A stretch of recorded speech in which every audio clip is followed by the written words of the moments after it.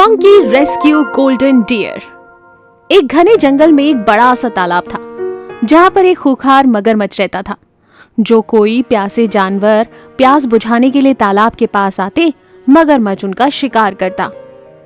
एक बार की बात है, एक सुनहरा हिरन तालाब का पानी पी रहा था।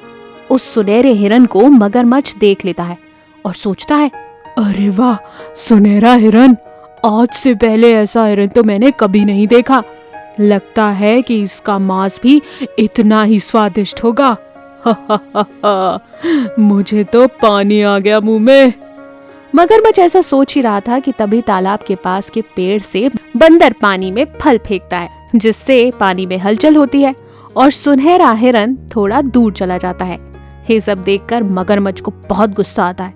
वो कहता है, अरे ओ बंदर के बच्चे, तू ना मेरे शिकार और मेरे बीच में आने की कोशिश मत कर। पेड़ के नीचे आ गया, फिर देख कैसा कच्चा चबाता हूँ तुझे।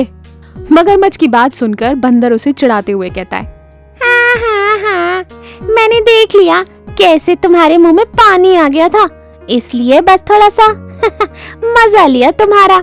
वैसे ये सुनहरा हिरन है कितना सुंदर है ना, और भला ऐसे हिरन को खाना अच्छी बात है क्या? बंदर की ये बात सुनकर मगरमच्छ पानी से अंदर चला जाता है। ये सब सुनकर सुनहरा हिरन कहता है, अरे पर बंदर, मुझे तुम्हारी मदद की कोई जरूरत नहीं। जितना मैं सुंदर हूँ ना, उतना ही मैं चालाक भी हूँ। मैंने भी मगरमच्छ को देख लिया था। सुनहरा हिरन अपनी सुंदरता पर घमंड कर रहा था। बंदर का धन्यवाद करने की बजाय वो उसे बातें सुना रहा था। तब बंदर कहता है, अरे इस जंगल में बहुत सारे जानवर रहते हैं जिससे तुम्हें खतरा हो सकता है। उसी में से एक है मगरमच्छ। मैंने तुम्हारी जान बचाई और तुम हो कि अपनी अकड़ में जा रहे हो। मुझे तुम्हारी मदद की कोई जरूरत नहीं, मैं अपनी रक्षा कर सकता हूँ। ऐसा कहकर सुनहरा हिरन वहां से चला जाता है।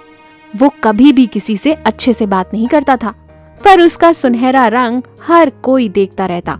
इस तरह से एक बार सुनहरा हिरन खुली जगह पर घास खा रहा था कि तभी शेर नजर आ जाता है। तभी शेर कहता है, अरे मेरे जंगल में सुनहरा हिरन! और मुझे पता ही नहीं था। आज तो मैं इसी का शिकार करूंगा और सुनहरा नरम नरम मांस खाऊंगा। शेर ऐसा सोचकर सुनहरे हिरन पर हमला करने ही वाला था कि तभी वहां बंदर आता है।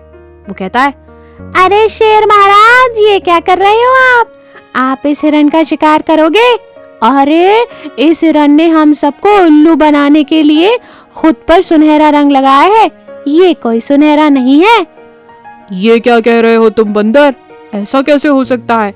अरे महाराज, ये हिरन बीमार है, इसलिए खुद पर सुनहरा रंग लगाकर घूमता है, इसलिए ताकि कोई उसकी बीमारी के बारे में जान ना सके। और हाँ, अगर कोई जानवर उसका शिकार कर लेगा तो वो भी बीमार हो जाएगा। इतनी चालाकी, वो भी मुझसे? मैं ना उसे छोड़ूंगा नहीं। अरे यही उस मगरमच्छ ने भी सोचा था और उसके पास गया था, पर उसको बीमारी लग गई और वो मर गया। पर आप तो ऐसी गलती नहीं करेंगे ना? बंदर की बात सुनकर शेर वहां से भागने लगता है। शेर को भागता देख सुनहरे हिरन को लगता है, अरे ये भी मुझसे डरकर भाग गया। देखा, अब तो मुझे देखकर ही डरने लगे हैं जानवर। सुनहरा हिरन ऐसे बात करता है। बंदर उसकी जान बचाई थी, पर बंदर का कोई शुक्रिया अदा नहीं।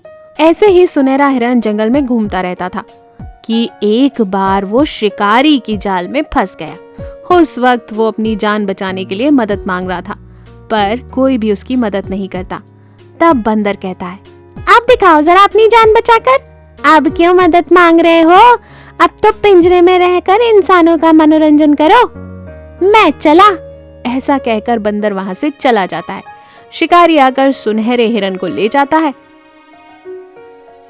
इसलिए कहते हैं, हमें हमेशा हमारी मदद करने वालों से अच्छा बर्ताव करना चाहिए और घमंड नहीं करना चाहिए। मूर्ख लोमड़ी और ऊंट। एक जंगल में एक लोमड़ी रहा करती थी, जो कि हमेशा किसी ना किसी का खाना चुरा कर खाया करती थी। उसकी इस हरकत से जंगल के सारे जानवर परेशान हो गए थे। एक बार की बात है, लोमड़ी जंगल में घूम रही थी कि उसकी नजर आम के पेड़ पर जाती है। आम के पेड़ पर रसीले और मीठे मीठे आम लगे हुए थे। आम को देखकर उसके मुंह में पानी आ जाता है। अरे वाह, कितने रसीले और मीठे आम है ये तो। इन्हें खाने का तो मेरा बहुत मन कर रहा है। ऐसा कहकर लोमड़ी आम को तोड़ने लगती है, पर ऊंचाई पर आम होने की वजह से वो आम तक नहीं जा पाती। तभी उसकी नजर दूसरी ओर बैठे हुए बंदर पर जाती है, जो कि पेड़ पर बैठकर आम खा रहा था। लोमड़ी बंदर के पास जाती है और कहती है, अरे बंदर भाई, जरा मुझे भी तो देना आम। मैं भी तो इनका स्वाद चखना चाहती हूँ।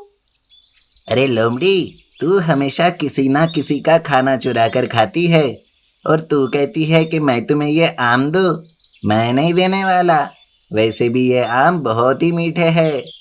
बंदर ऐसा कहकर आम खाने लगता है। तब लोमड़ी सोचती है, ये बंदर तो मुझे ऐसे आम देने वाला नहीं, लेकिन कुछ भी करके मैं तो आम हासिल करके रहूंगी। कुछ तो प्लान करना होगा। लोमड़ी ऐसा सोचते हुए वो तरह तरह के मुंह बनाकर बंदर को चिढ़ाने की कोशिश करती है, पर बंदर उसकी तरफ ध्यान नहीं देता। फिर थोड़ी देर में लोमड़ी बंदर को पत्थर से मारने लगती है। तब बंदर को लोमड़ी का बहुत गुस्सा आता है और वो कहता है, अरे लोमड़ी, तू मुझे पत्थर क्यों मार रही है? मैं थोड़ी ना तुम्हें पत्थर मार रही हूँ, मैं तो आम तोड़ रही हूँ पत्थरों से। ऐसा कहकर लोमड़ी फिर से बंदर को पत्थर मारने लगती है। तब वो पत्थर बंदर को लग जाता है। बंदर को बहुत ही गुस्सा आता है और वो पेड़ पर लगे हुए आम तोड़कर आम से लोमड़ी को मारता है। लोमड़ी फिर से एक पत्थर बंदर को मारती है। फिर बंदर आम तोड़कर लोमड़ी को मारता है। इस तरह से लोमड़ी बार बार पत्थर बंदर को मारती जाती है और बंदर भी आम तोड़कर लोमड़ी को मारता जाता है।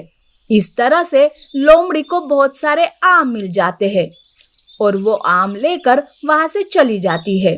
ये सारा नजारा दूर खड़ा ऊंट देखता रहता है। ऊंट कहता है, अरे बंदर, उस लोमड़ी ने तुम्हें तो उल्लू बनाया है।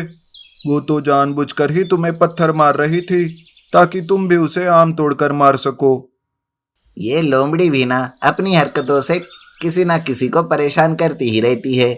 आखिर में मुझे उल्लू बना के गई ना। हाँ हाँ बंदर, तुम सच कह रहे हो। इस लोमड़ी को तो सबक मिलना ही चाहिए, तभी जाकर वो किसी को परेशान नहीं करेगी। ऐसा कहकर ऊंट वहां से चला जाता है। दूसरे दिन सवेरे सवेरे ऊंट जंगल में घूम रहा था कि तभी उसे लोमड़ी दिखाई देती है। लोमड़ी को देखकर ऊंट के मन में उसे सबक सिखाने का आइडिया आता है। ऊंट लोमड़ी के पास जाता है और कहता है, अरे लोमड़ी, मैं ना पास वाले गन्ने के खेत में गन्ने खाने जा रहा हूँ। तब तक तुम क्या मेरे घर का ख्याल रखोगे? गन्ने की बात सुनकर लोमड़ी के मुंह में पानी आ जाता है और वो कहती है, अरे वाह, तुम उधर मीठे गन्ने खाओगे और मैं यहाँ तुम्हारे घर की रखवाली करूंगी। मैं भी आऊंगी तुम्हारे साथ गन्ने के खेत में गन्ने खाने। ठीक है, तो फिर चलो चलते हैं। ऐसा कहकर वो दोनों भी जंगल से गन्ने के खेत की तरफ निकलते हैं। थोड़ी देर में गन्ने का खेत आ जाता है। लोमड़ी ना इधर देखती है ना उधर और सीधा गन्ने के खेत में घुस जाती है और गन्ना खाने लगती है। गन्ने के खेत के बाहर ऊंट खड़ा रहता है और सोचता है, खा लो लोमड़ी, जितने गन्ने खाने हैं उतने खा लो। उसके बाद तो तुम्हें डंडे भी खाने हैं। उस वक्त गन्ने के खेत का मालिक खेत में ही रहता है और ये बात ऊंट को अच्छे से पता रहती है। इसीलिए वो लोमड़ी को जानबूझकर गन्ने के खेत में लाता है। थोड़ी देर बाद ऊंट गन्ने के खेत में गन्ने को हिलाते हुए आवाजें करता है। खेत के मालिक का ध्यान उस तरफ चला जाता है और उसे लगता है कि कोई तो जंगली जानवर खेत में घुस गया है। इसीलिए वो डंडा लेकर आवाज की तरफ आता है। जैसे ही खेत का मालिक आवाज की तरफ आने लगता है, ऊंट वहां से जंगल की तरफ भागने लगता है। गन्ने का मालिक वहां एक लोमड़ी को गन्ना खाते देखता है।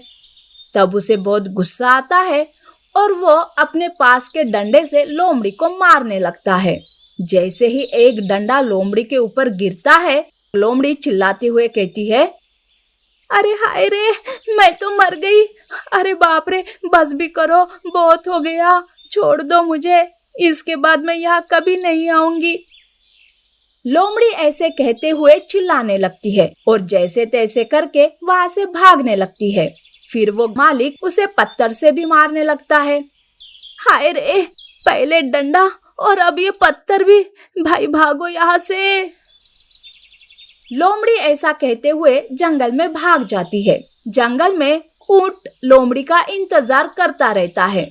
तब ऊंट हंसते हुए कहता है, क्यों, कैसी बड़ी मार? अरे मूर्ख लोमड़ी, खाने के चक्कर में मेरे झांसे में आ गई। हमेशा दूसरों का खाना चुरा कर खाती हो ना।